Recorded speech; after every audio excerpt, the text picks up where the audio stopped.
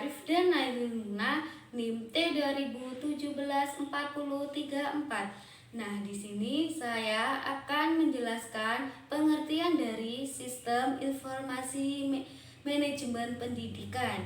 Nah, di sini yang pertama saya akan membahas pengertian dari sistem. Sistem adalah sekumpulan unsur atau elemen yang saling berkaitan dan saling mempengaruhi dalam melakukan kegiatan bersama untuk mencapai suatu tujuan. Contohnya seperti dalam sistem komputer terdapat perangkat lunak, perangkat keras, dan sumber daya manusia. Dan yang kedua, saya akan membahas pengertian dari sistem informasi manajemen.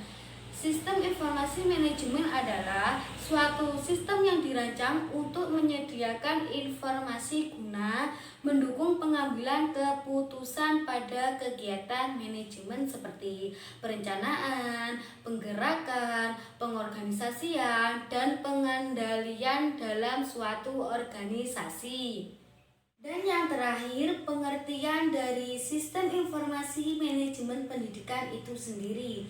Nah, sistem informasi manajemen pendidikan atau Education Management Information System atau biasanya dibilang dengan EMIS merupakan perpaduan antara sumber daya manusia dan aplikasi teknologi informasi untuk memilih, menyimpan, mengolah, dan mengambil kembali data dalam rangka mendukung proses pengendalian keputusan bidang pendidikan. Nah, sistem informasi manajemen pendidikan adalah suatu kumpulan dari komponen yang saling berkaitan yang diatur, dikelola, atau dikoordinasikan untuk mengubah data menjadi informasi guna mencapai suatu tujuan pendidikan. Terima kasih. Wassalamualaikum warahmatullahi wabarakatuh. Baik, di sini saya akan menjelaskan mengenai cakupan sistem informasi manajemen pendidikan. Nah, bisa disebut dengan SIMDIK. Nah, yang pertama yaitu koneksi dan setting, identitas sekolah, setting tahun ajaran, setting kurikulum, koneksi database, dan format tanggal. Nah, yang kedua yaitu pengelolaan kesiswaan. Nah, pengelolaan kesiswaan ini mencakup pengelolaan biodata masing-masing siswa, beasiswa, kasus kedisiplinan, data kesehatan, data periksa, prestasi, perpindahan atau mutilasi siswa, sampai pengelolaan data alumni.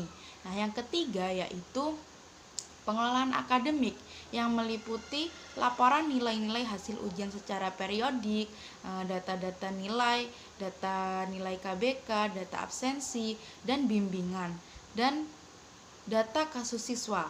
Nah, yang keempat yaitu pengelolaan guru dan karyawan, mencakup manajemen biodata guru dan karyawan, data keluarga, riwayat pendidikan, pendidikan tambahan.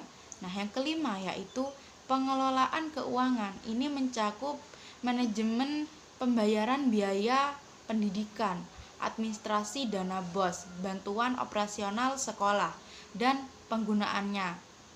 Nah, yang keenam yaitu pengelolaan perpustakaan. Ini mencakup pengelolaan buku, melaporkan keluar masuknya buku, keanggotaan, dan peminjaman. Baik, yang selanjutnya saya akan menjelaskan mengenai fungsi sistem informasi manajemen pendidikan. Nah, sistem informasi tidak saja menginformasikan apa yang terjadi di dalam lembaga pendidikan, tetapi juga menyerap informasi dari lingkungan untuk kepentingan lembaga pendidikan dan juga masyarakat. Fungsi utama informasi menambah pengetahuan atau mengurangi ketidakpastian pemakai informasi. Nah, informasi yang disampaikan pemakai mungkin merupakan hasil data yang dimasukkan ke dalam dan pengolahan sumber model keputusan. Akan tetapi dalam kebanyakan pengambilan keputusan yang kompleks, informasi hanya dapat menambah kemungkinan kepastian atau mengurangi bermacam-macam pilihan. Fungsi informasi tidak mengarahkan pengambilan keputusan mengenai apa yang harus dilakukan, tetapi mengurangi keanekaragaman dan ketidakpastian untuk menyebabkan diambilnya suatu keputusan yang baik.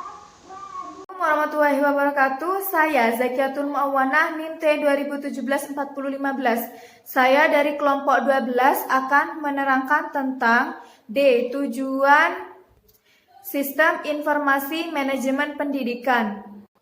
Membantu seluruh bagian yang berperan sebagai penyalur informasi terutama pada tingkat pendidikan dasar. Memberikan sarana agar seluruh yang berperan di dalam pendidikan dapat memajukan usaha pendidikan. Yang terakhir yaitu dengan memberikan informasi secara transparan agar memudahkan dalam kita untuk pendekatan. Kemudian yang E adalah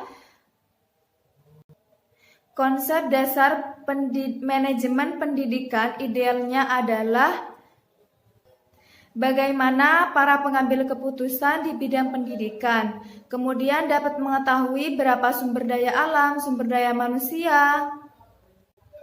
Kemudian dapat dirincikan, yaitu pertama pengertian sistem. Pengertian sistem yaitu adalah suatu susunan yang beratur dari bilangan-bilangan yang tersusun dari kegiatan-kegiatan yang berteman. Yang dimaksud adalah yang saling berteman. Informasi adalah, kemudian yang selanjutnya yaitu informasi adalah informasi yang sudah mempunyai nama dan sudah berupa data dan sudah berbentuk nama, kemudian nilai dan berbentuk nyata.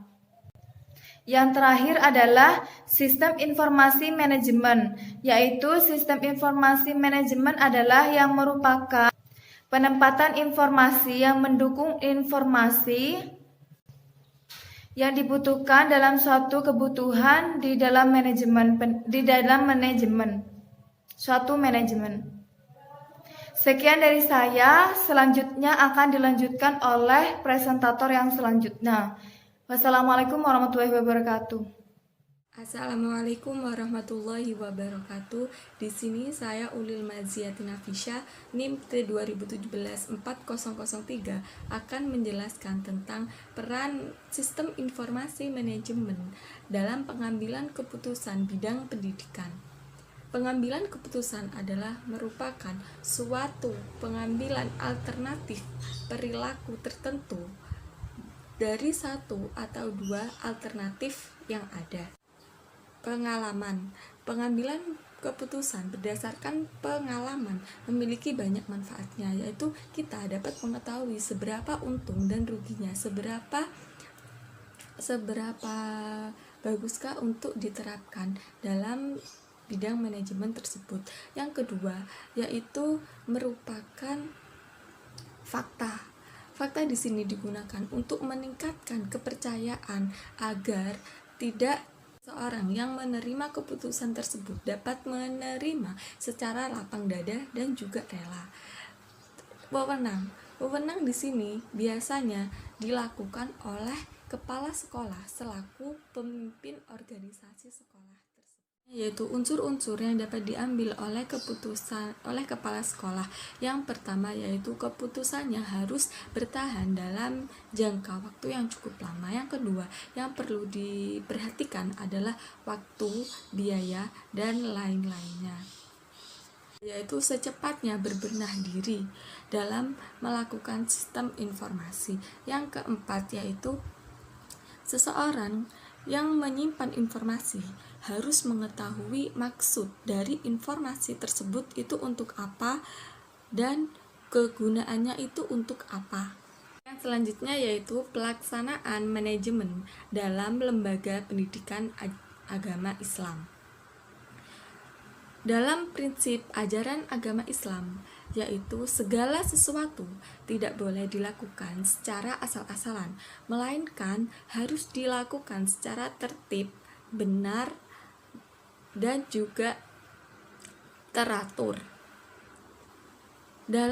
Sebenarnya manajemen dalam arti mengatur segala sesuatu agar dilakukan dengan baik, tetap dan tuntas merupakan hal yang disyariatkan dalam ajaran agama Islam. Sekian dari saya.